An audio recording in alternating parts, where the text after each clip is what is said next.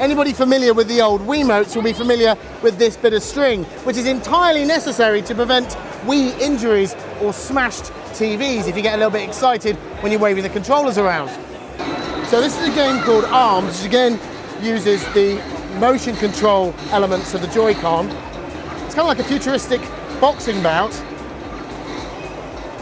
And the control mechanism is really, really unusual.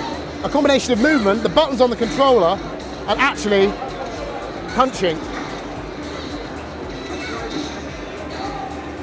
Do you know what though? This does feel a lot like an HD version of a game I might have played on the Wii. So here I'm going to get a chance to try out the Nintendo Switch in its mobile configuration. And we've got one of the heavy hitting titles, it's Mario Kart 8. So we'll see how it plays on the handheld version of the machine. For a lot of people, this is all they're going to care about. What do Nintendo's big titles play like on its new machine? If you'll excuse me, I'm going to have to concentrate. These guys have been practicing all day. It gets under your skin, this game. Here we've got the console in the home configuration plugged into a TV. And anybody that's familiar with the Wii will be familiar with this style of motion controller. The top of the Joy-Con has slid off and goes into this wheel.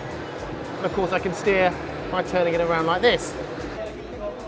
Under the skin, this machine lacks the graphical grunt of the PS4 Pro and Xbox One S with their ability to create 4K HDR visuals, whether via upscaling or native. And forget about virtual reality, Nintendo was keeping stum about any VR shenanigans. When you play the motion control games, you really can feel the family link between this console and Nintendo's most recent successful home machine, the old Wii. It is a true hybrid. It's a portable device, it's got motion control, you can plug it into your television and play it at home. I just wonder what gamers will make of all of that. Perhaps the biggest hurdle for the Switch is its price.